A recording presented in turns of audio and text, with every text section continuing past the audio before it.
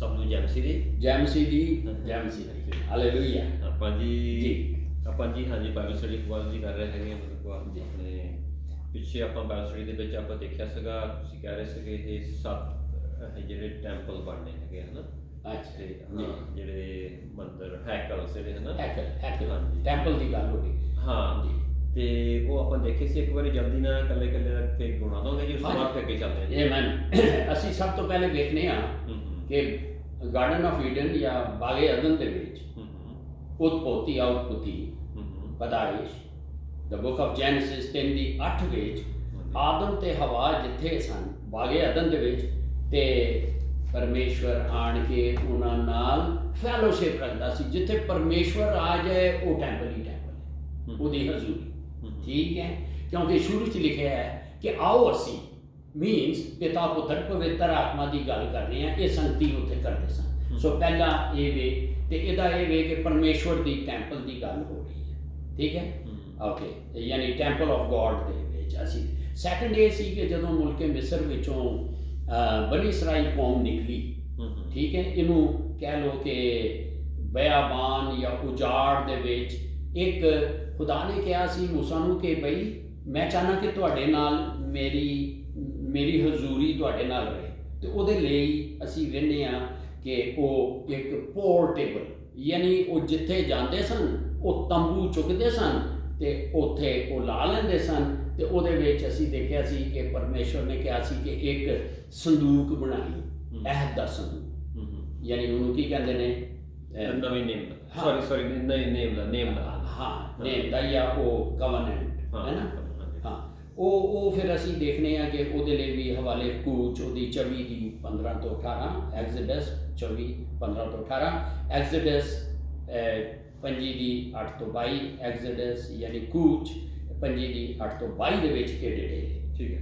ਅੱਛਾ, ਇਹ ਜਦੋਂ ਇਹ ਚੱਲਦਾ ਰਿਹਾ, ਦਾਊਦ ਬਾਦਸ਼ਾਹ ਦੇ ਦੌਰ ਵੀ ਆ ਗਿਆ, ਲੇਕਿਨ ਦਾਊਦ ਨੇ ਹੁਣ ਇਹ ਤੀਸਰਾ ਨੰਬਰ 'ਤੇ ਅਸੀਂ ਦੱਸਨੇ ਆ ਕਿ ਇਹ ਤੇ ਪੋਰਟੇਬਲ ਹੋ ਗਈ। ਉੱਥੇ ਤੇ ਜਿੱਥੇ ਖੁਦਾ ਮੌਜੂਦ ਸੀ ਉੱਥੇ ਕੋਈ ਹੈਕਲ ਨਹੀਂ, ਉੱਥੇ ਕਿਹੜੀ ਹੈਕਲ ਹੈ, ਜਿਸ ਤਰ੍ਹਾਂ ਅੱਜ ਅਸੀਂ ਤੁਸੀਂ ਟੁਰਦੇ ਫਿਰਦੇ ਹੈਕਲ। ਇਸ ਤਰ੍ਹਾਂ ਤੀਸਰੀ ਇਹ ਸੀ ਕਿ ਦਾਊਦ ਨੂੰ ਬੜਾ ਹੋਇਆ ਕਿ ਜੀ ਅਸੀਂ ਹੈਕਲ ਬਣਾਈਏ। ਸੋ ਉਹਨੇ ਪਰਮੇਸ਼ਰ ਨਾਲ ਗੱਲ ਕੀਤੀ।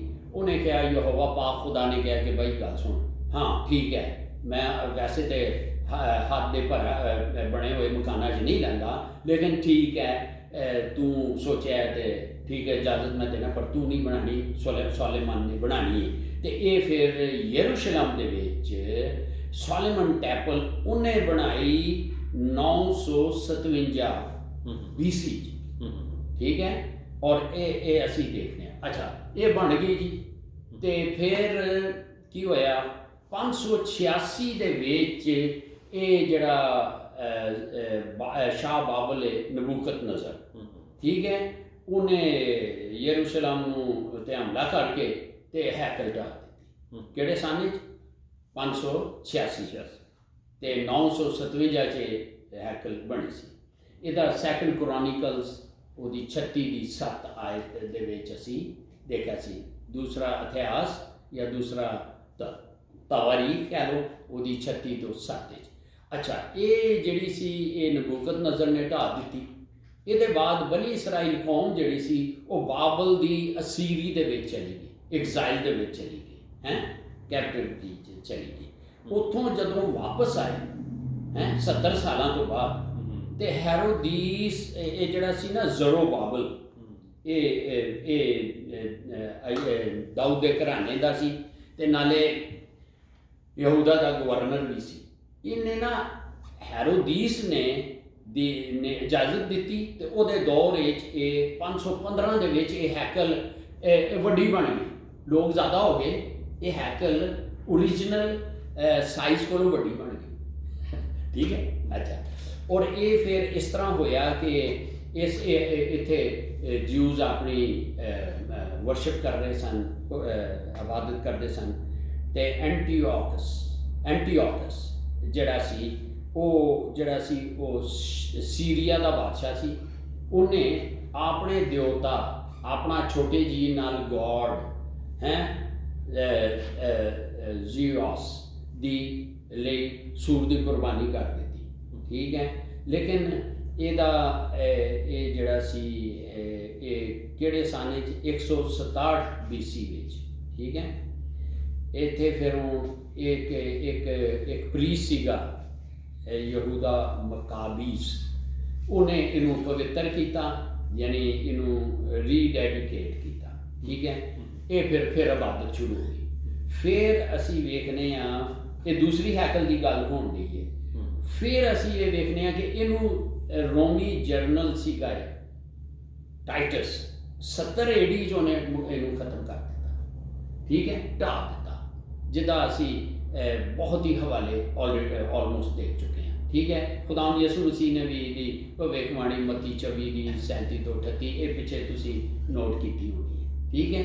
ਸੋ ਓਲਡ ਟੈਸਟਮੈਂਟ ਦੇ ਵਿੱਚ ਵੀ ਸੀ ਕਿ ਕਿਸ ਤਰੀਕੇ ਨਾਲ ਇਹਨਾਂ ਨੇ ਇਹਨੂੰ ਤਬਾਹ ਕਰ ਦਿੱਤਾ। ਅਜ਼ਰਾ ਦੇ ਵਿੱਚ ਅਸੀਂ ਬਹੁਤ ਸਾਰੇ ਹਵਾਲੇ ਦੇਖੇ ਸਨ। ਅੱਛਾ, ਫਿਰ ਇਹ ਤੇ ਜਦੋਂ ਦੀ ਜਨਰਲ ਟਾਈਟਸ ਨੇ ਇਹਨੂੰ ਡੇਗ ਦਿੱਤਾ, ਉਦੋਂ ਦੀ ਅੱਜ ਤੱਕ ਨਹੀਂ ਬਣੀ, ਠੀਕ ਹੈ। ਔਰ ਇਹ ਸਿਰਫ ਇੱਕ ਉਹਦੀ ਵੇਲਿੰਗ ਵਾਲ ਹੈ ਜਿੱਥੇ ਉਹ ਜਿਊਜ਼ ਆਪਣਾ ਕਹਿੰਦੇ ਨੇ ਆਪਣੀ ਦੁਆਵਾਂ ਕਰਦੇ। ਉਹਦੇ ਬਾਅਦ ਫਿਰ ਚਰਚ ਇਹ ਸ਼ੁਰੂ ਹੋ ਗਈ। ਈਦੇ ਪੈਂਤੀਕੋਸਟ ਵਾਲੇ ਦਿਨ ਅਸੀਂ ਦੇਖਦੇ ਹਾਂ ਕਿ ਇਹ ਜਿਹੜਾ ਚਰਚ ਦੀ ਚਰਚ ਹੀ ਤਾਂ ਉਦੋਂ ਸ਼ੁਰੂ ਹੋ ਗਈ ਸੀ ਆਲਰੇਡੀ, ਇਹ ਬਾਅਦ ਚ ਆਇਆ ਜੀ। ਆਹ ਤਾਂ ਯਿਸੂ ਦੇ ਆਉਣ ਤੋਂ ਬਾਅਦ ਢਾਇਆ ਗਿਆ ਨਾ, ਆ ਜਿਹੜਾ ਹਾਂ ਏਡੀ ਚਰਚ ਸ਼ੁਰੂ ਹੋ ਚੁੱਕੀ ਸੀ। ਏਡੀ ਮੀਨਸ ਐਨਾ ਡੋਮਨੀ, ਹਾਂ ਉਦੋਂ ਆਲਰੇਡੀ ਸ਼ੁਰੂ ਹੋ ਚੁੱਕੀ। ਤੇ ਇਹ ਪਹਿਲੇ ਸੀਗਾ ਤੇ ਇਹ ਬਾਅਦ ਵਿੱਚ ਢਾਹ ਦਿੱਤਾ ਗਿਆ। ਜਿਹੜਾ ਯਿਸੂ ਨੇ ਪ੍ਰੋਫਸੀਜ਼ ਕੀਤੀਆਂ ਸਨ, ਭਵਿੱਖਬਾਣੀਆਂ ਭਵਿੱਖਬਾਣੀਆਂ ਕੀਤੀਆਂ ਕਿ ਇਹ ਪਈ ਢਹਿ ਜਾਏਗਾ, ਠੀਕ ਹੈ। ਬਹੁਤ ਜਗ੍ਹਾ ਇਹ ਹਵਾਲੇ ਨੇ ਜਿਹੜੇ ਸੈਕੰਡ ਕਰੋਨੀਕਲ ਉਹਦੀ 36 ਦੀ 22 ਤੋਂ 23, ਅਜ਼ਰਾ 1 ਦੀ 1 ਤੋਂ 4, ਅਜ਼ਰਾ 3 ਦੀ 1 ਤੋਂ 13, ਅਜ਼ਰਾ 5 ਦੀ 1 ਤੋਂ 17, ਅਜ਼ਰਾ 6 ਦੀ 1 ਤੋਂ 18, ਡੈਨੀਅਲ 9 ਦੀ, ਇਹ ਪਿੱਛੇ ਤੁਸੀਂ ਦੇਖਿਆ। ਅੱਛਾ, ਉਹਦੇ ਬਾਅਦ ਚਰਚ ਇਹ ਸ਼ੁਰੂ ਹੋ ਗਈ। ਸੋ ਇਹ ਜਿਹੜਾ ਸੀ ਉੱਥੇ ਇਹਦੇ ਪੈਂਤੀਕੋਸਟ ਤੇ ਚਰਚ ਦੀ ਸ਼ੁਰੂਆਤ ਹੋ ਗਈ, ਠੀਕ ਹੈ। 120 ਲੋਕ ਸਨ। ਐਕਟਸ ਚੈਪਟਰ 2 ਜਾਂ ਰਸੂਲਾਂ ਦੇ ਕਰਤੱਵ ਉਹਦੀ ਦੂਸਰੇ ਚੈਪਟਰ, ਠੀਕ ਹੈ।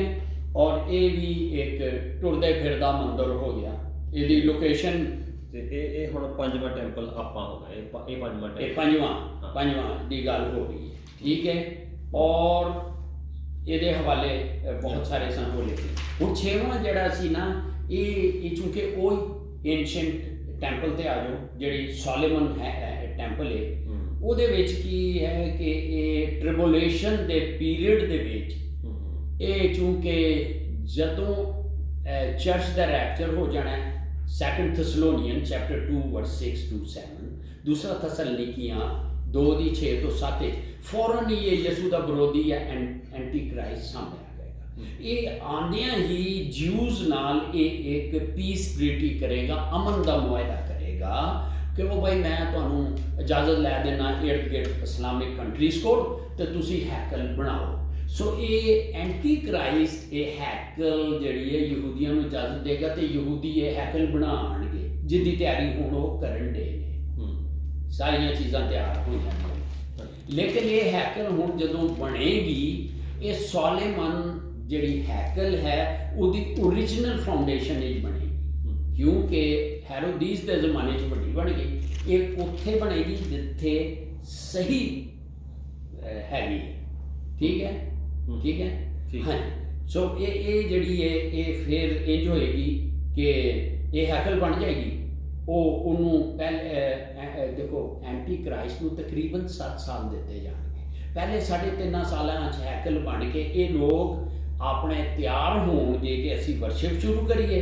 3.5 ਸਾਲ ਪਹਿਲੇ 3.5 ਸਾਲਾਂ 'ਚ ਇਹ ਜਿਹੜਾ ਯਿਸੂ ਦਾ ਵਿਰੋਧੀ ਐਂਟੀ ਕ੍ਰਾਈਸਟ ਔਰ ਝੂਠਾ ਨਬੀ, ਇਹ ਸਾਰੇ ਆਪਣੇ ਡੇਰੇ ਇਸੇ ਹੈਕਲ ਵਿੱਚ ਲਾ ਲੈਣਗੇ ਤੇ ਐਂਟੀ ਕ੍ਰਾਈਸਟ ਜਿਹੜਾ ਇੱਥੇ ਆਪਣਾ ਡੇਰਾ ਲਾ ਕੇ ਖਲੋ ਕੇ ਤੇ ਬਹਿ ਕੇ ਕਹੇਗਾ, ਓਏ ਬੰਦ ਕਰੋ ਇਹ ਵਰਸ਼ਿਪ, ਮੈਂ ਗॉड ਹਾਂ। ਇਹਦੇ ਹਵਾਲੇ ਦੂਸਰਾ ਥੈਸਲਨੀਕੀਆਂ 2 ਦੀ 4 ਵਿੱਚ ਸੀ ਕਿ ਉਹ ਔਰ ਫਿਰ ਜੀਸਸ ਨੇ ਵੀ ਇਹਦੀ ਤੁਹਾਨੂੰ ਪਤਾ ਹੈ ਮੱਤੀ 24:15 'ਚ ਕਿਹਾ ਸੀ ਕਿ ਜਦੋਂ ਤੁਸੀਂ ਉਸ ਉਜਾੜਨੇ ਵਾਲੀ ਤੇ ਘਿਨਾਉਣੀ ਚੀਜ਼ ਨੂੰ, ਉਸ ਪਾਕ ਮਕਾਮ ਕੀ ਹੈ, हैकले सुलेमानी ते देखो। सो ये जड़ी ये बना दी जाएगी और फिर ये एक जंग होएगी आर्मागेडन हरमजदून दी।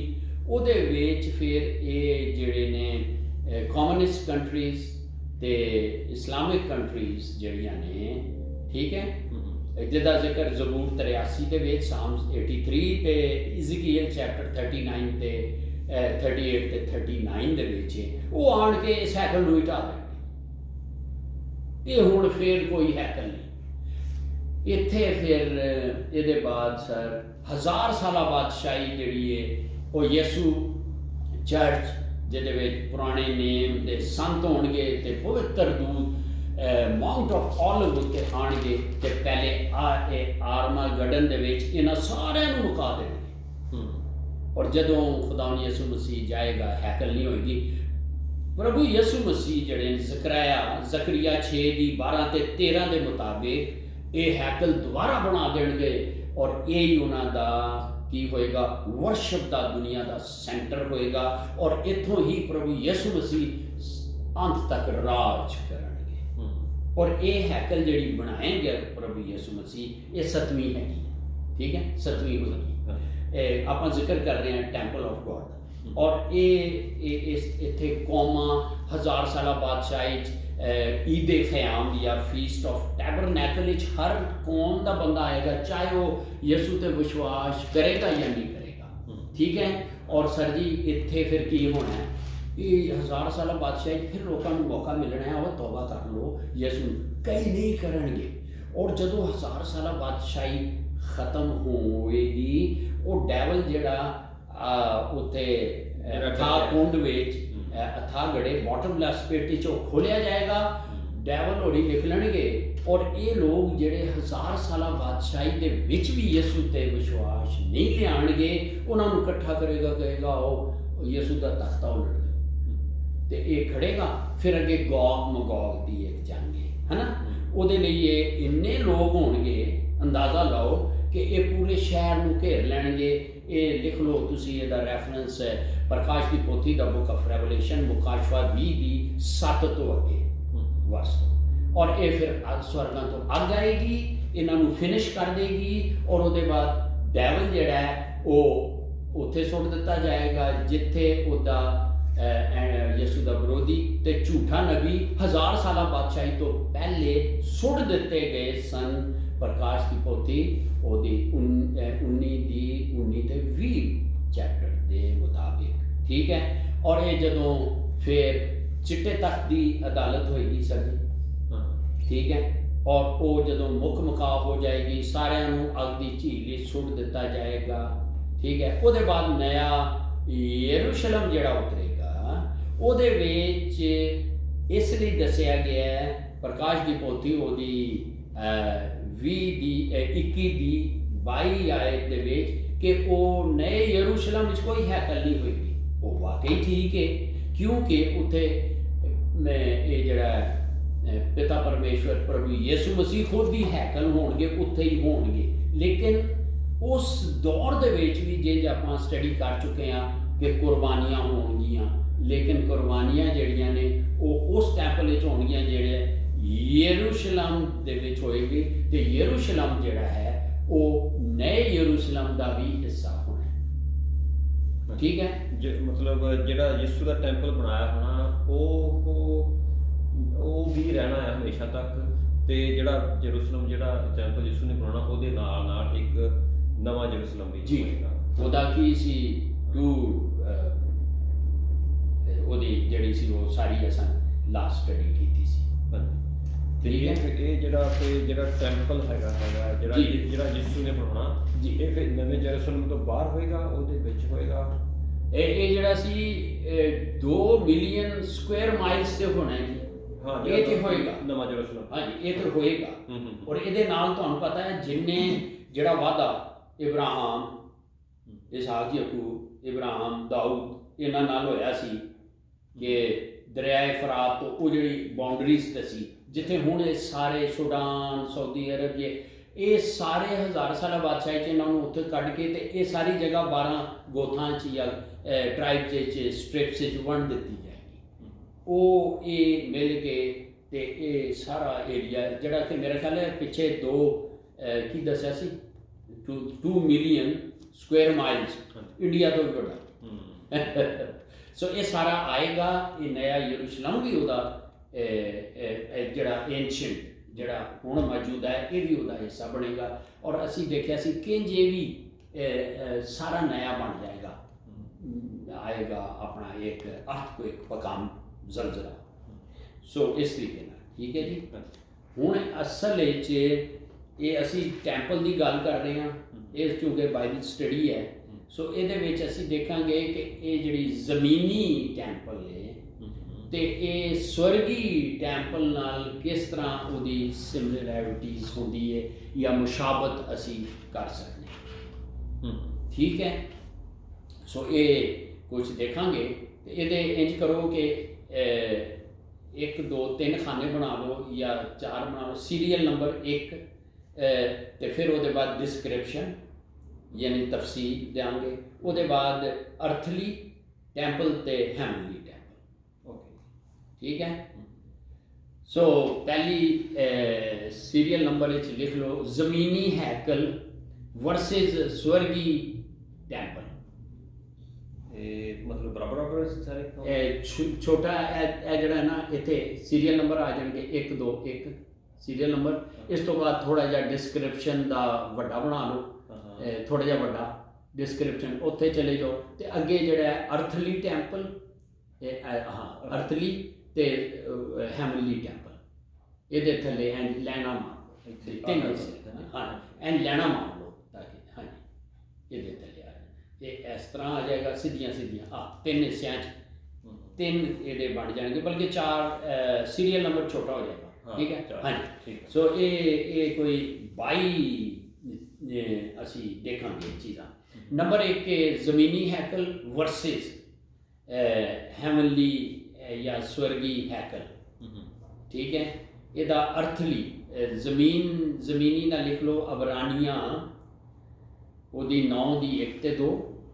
अर्थली का हाँ ज़मीनी का अबरानियाँ 1 दी 9 दी 1 ते 2 आए। अच्छा 9 दी 1 ते 2 आए ते अर्थली दा हिब्रू ਇਹਦੇ वर्सेस अर्थली का इसका पहला जी अर्थली दा ये हो गया। हेमनली दा लिखोगे यानी स्वर्गी दा अबरानियाँ 8 दी 2 रेवलेशन प्रकाश दी पोथी 7 दी 15 ਇਹਦਾ ਹੀ प्रकाश दी पोथी दे 14 दी 17 यानी मुकाशवा या बुक ऑफ 14 दी 17 15 दी 5 ते 16 दी 17 ये book of Revelation the book of Revelation chapter 7 verse 15 14 दी 17 और 15 दी 5 ते 16 दी 17। ठीक है। अच्छा दूसरा नंबर लिखो सीरियल नंबर 7 चिरागदान कैंडल स्टिक्स हैं ए।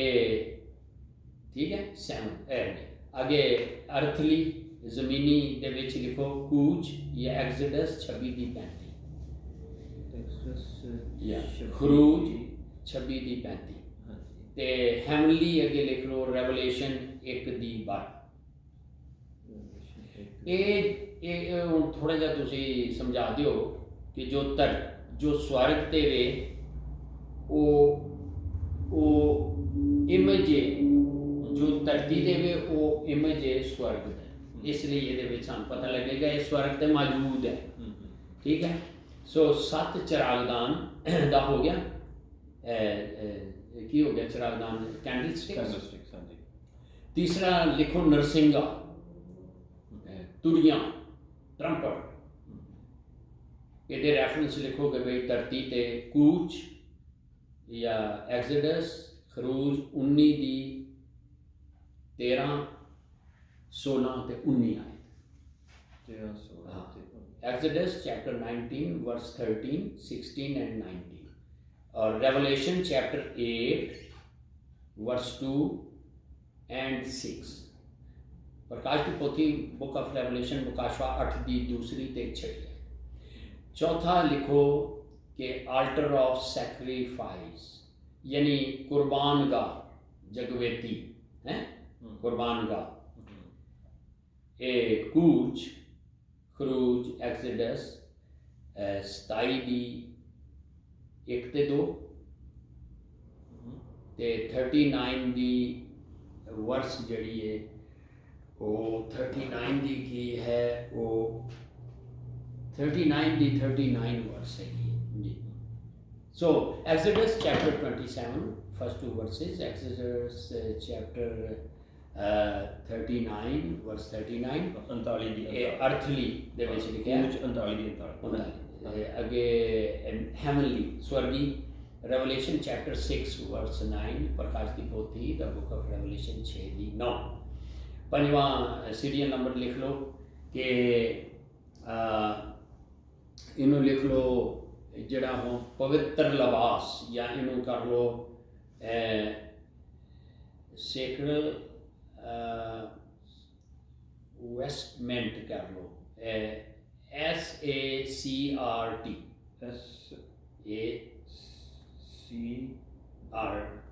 ਸੀਲ ਸੇਕਰਡ ਸੀਲ ਇਹਨੂੰ ਕਹਿੰਦੇ ਨੇ SACRL ਸੇਕਰਲ हाँ वेस्टमेंट यानी कि लिबास पवित्र मुकद्दस लिबास इनू कह लो पवित्र लिबास जिन्हां दी डिटेल बयान की गई है। ठीक है ਲਿਬਾਸ हाँ वेस्टमेंट होंदे ने जिहड़े आपां पाईदे ने है ना बस्तर जाएगा बस्तर ने है ना हाँ ते कूच एक्सोडस चैप्टर 29 एंड 39 ਇਹਦੇ ਵਿੱਚ ਡਿਟੇਲ ਦੱਸੀ ਹੈ ਐਕਸੋਡਸ 29 ਹਾਂਜੀ ਕੂਚ ਐਕਸੋਡਸ 29 ਚੈਪਟਰ ਪੂਰਾ ਚੈਪਟਰ ਓਕੇ ਤੇ 39 ਚੈਪਟਰ ਪੂਰਾ ਇਹਦੇ ਵਿੱਚ ਦੱਸਿਆ ਰੱਬ ਨੇ ਕਿ ਕਿਸ ਤਰ੍ਹਾਂ ਤੁਸੀਂ ਡਰੈਸ ਪਾਣੇ ਨੇ ਕੀ ਕਰਨਾ ਹੈ ਨਾ ਸਾਰਾ ਕੁਝ ਤੇ ਉਹਦੇ ਵਿੱਚ ਦ ਬੁੱਕ ਆਫ ਰੈਵਲੇਸ਼ਨ ਦੇ ਵਿੱਚ ਪ੍ਰਕਾਸ਼ ਦੀ ਪੋਥੀ ਮੁਕਾਸ਼ਵਾ 4 ਦੀ 4 6 ਦੀ 11 ਇਸੇ ਦੀ ਤੇ 15 ਦੀ 6 so book of revelation chapter 4 verse 4 book of revelation chapter 6 verse 11 6 ਦੀ 11 ਤੇ 15 ਦੀ 6 ਅੱਗੇ 6ਵਾਂ ਲਿਖ ਲਓ ਆਲਟਰ ਆਫ ਇਨਸੈਂਸ ਜਿਹਨੂੰ ਕਹਿ ਲਓ ਬਖੂਰ ਦਾ ਮਜ਼ਬਾ ਹੈ ਉਹਨੂੰ ਠੀਕ ਹੈ ਹਾਂ ਜਿੱਥੇ ਧੂਪ ਸੀ ਧੂਪ ਦਾ ਮਜ਼ਬਾ ਆਲਟਰ ਅਰਥਲੀ ਵਿੱਚ ਲਿਖ ਲਓ ਕੂਚ ਐਕਸੋਡਸ ਖਰੂਜ 30 ਦੀ ਫਸਟ 6 ਪਹਿਲੀ 6 ਆਇਤਾਂ ਤੇ 30 ਇਸੇ ਦੀ 39 ਦੀ 38 ਵਰਸ ਠੀਕ ਹੈ ਉਹਦੇ ਬਾਅਦ ਦ ਬੁੱਕ ਆਫ ਰੈਵਲੇਸ਼ਨ ਚੈਪਟਰ 8 ਮੁਕਾਸ਼ਵਾ ਪ੍ਰਕਾਸ਼ ਦੀ ਪੋਥੀ 8 ਦੀ 3 ਤੋਂ 5 ਤੇ ਫਿਰ 7ਵਾਂ ਲਿਖ ਲਓ ਕਿ ਜਿਹੜੇ ਨੇ ਨਾ ਮਜ਼ਹਬੇ ਜਾਂ ਜਗਵੇਤੀ ਦੇ 4 ਹੌਰਨ ਜਾਂ ਸਿੰਘ ਠੀਕ ਹੈ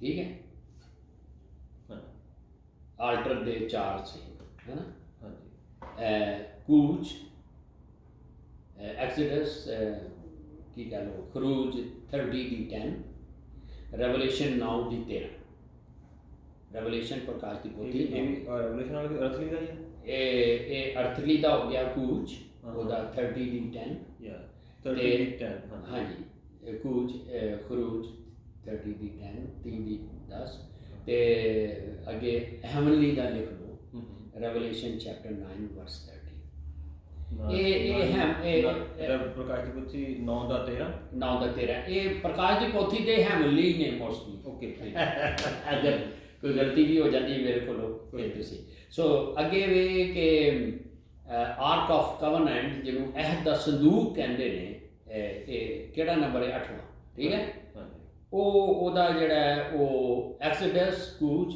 25 ਪੂਰਾ ਚੈਪਟਰ ਖਰੂਜ 25 ਚੈਪਟਰ ਪੂਰਾ ਉਹਦੇ ਬਾਅਦ ਜੀ ਦ ਬੁੱਕ ਆਫ ਹੈਵਨਲੀ ਲਈ ਬੁੱਕ ਆਫ ਰੈਵਲੇਸ਼ਨ ਜਾਂ ਮੁਕਾਸ਼ਵਾ ਜਾਂ ਪ੍ਰਕਾਸ਼ ਦੀ ਪੋਥੀ 11 ਦੀ 19 ਤੇ ਗੋਲਡਨ ਸੈਂਸਰ ਲਿਖ ਲਓ ਅੱਗੇ ਨਵਾਂ ਯਾਰ ਸੁਨਹਿਰੀ ਊਦ ਹੈ ਨਾ ਊਦ ਹੁਣ ਇਹਨੂੰ ਪੰਜਾਬੀ 'ਚ ਮੈਨੂੰ ਨਹੀਂ ਆ ਰਿਹਾ ਸੁਨਹਿਰੀ ਊਦ या गोल्डन सेंसर, इसलिए मैं अंग्रेजी बोल रहा। सो पहला राजे ਉਹਦੀ 7 ਦੀ 50 अर्थलीज ज़मीनी, यानी फर्स्ट किंग्स या पहली सलातीन 7 ਦੀ 50।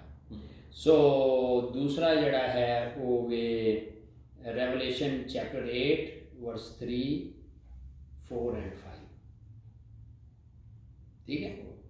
हाँ, यानी प्रकाश की पोथी 8 ਦੀ 3 तो 5। अगे जी सीरियल नंबर 10 आ गया इंसेंस बाखूर, वो मजहब है, ये बाखूर है, ठीक है। ये कूच या एक्सोडस, खरूज 30 ਦੀ 34 to 36, यानी खरूज कूच 30 ਦੀ 34 ਤੋਂ 36, ਤੇ ਹੈਵਨਲੀ ਲਈ है ना, ਹੈਵਨਲੀ ਲਈ ਅੱਗੇ ਲਿਖ ਲਓ the book of Revelation chapter 5 verse 8, ਤੇ Revelation chapter 8 verse 3 and 4। So मुकाशवा प्रकाश की पोथी 5 ਦੀ 8 ਤੇ 8 ਦੀ 3 ਤੇ 4। ਅੱਗੇ लिख लो कि इंसेंस बोल्स में, यानी कि बाखूर दे प्याले कटोरे, ठीक। हाँ जी, ये डिस्क्रिप्शन ये होगी। तो पहले राजे 7 ਦੀ 50 फर्स्ट किंग्स चैप्टर 7 वर्स 50, ते अगे नंबर्स चैप्टर 7, नंबर्स मीन्स गिनती, 7 ਦੀ 13, 19, 25 है जी, ते 31 ਤੇ 37, ठीक है।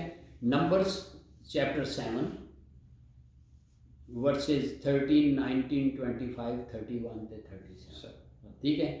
तो ये फिर प्रकाश की पोथी अगे हैमली ਦੀ 5 ਦੀ 8, ठीक है जी। तो अगे जड़ा ना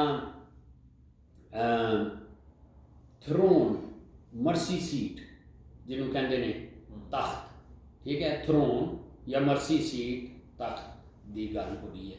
कूच एक्सोडस 5 ਦੀ 22, खरूज 5 ਦੀ 22, ਤੇ ਲੇਵੀਆਂ या लिविटिकस 16 ਦੀ 2, एबार 16 ਦੀ 2।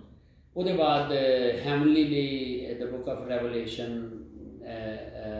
ਦੇ ਲਿਖ ਲਓ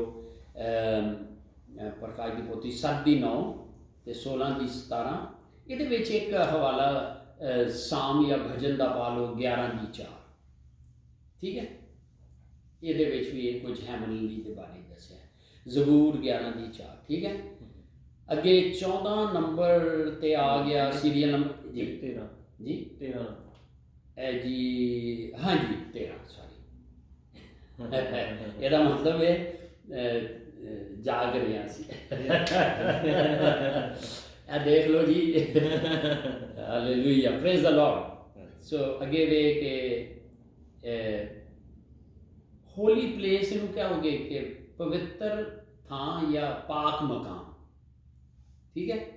ਇਹਦਾ लिख लो अर्थली या ज़मीनी तो the reference first Kings chapter 7 verse 50, पहला सलातीन या पहले राजे 7 ਦੀ 50, ਤੇ ਹੈਵਨਲੀ ਲਈ ਇਹ ਲਿਖ ਲਓ स्वर्गी ਦੇ ਲਈ हिब्रू चैप्टर 9 वर्स 11, 12 एंड 24, यानी अबरानिया 9 ਦੀ 11, 12 ਤੇ 24।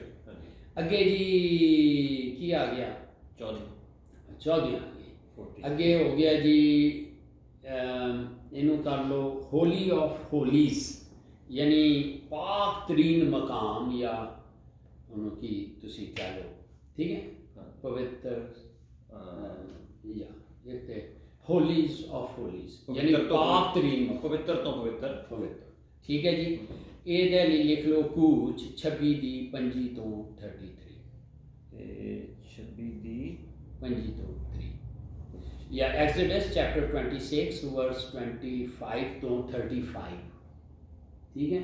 35 में ਤੁਸੀਂ ਕੀ ਕਿਹਾ ਜੀ? 35 ਪਹਿਲਾਂ ਕੀ ਕਿਹਾ?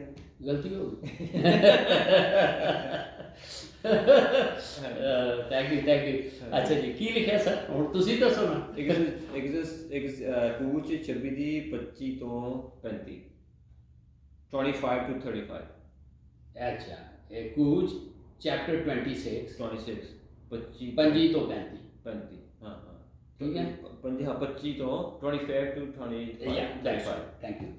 फिर आगे heavenly the book of revelation प्रकाश की पोथी मुकाशफा ਉਹਦੀ 4 ਦੀ 1 ਤੋਂ 10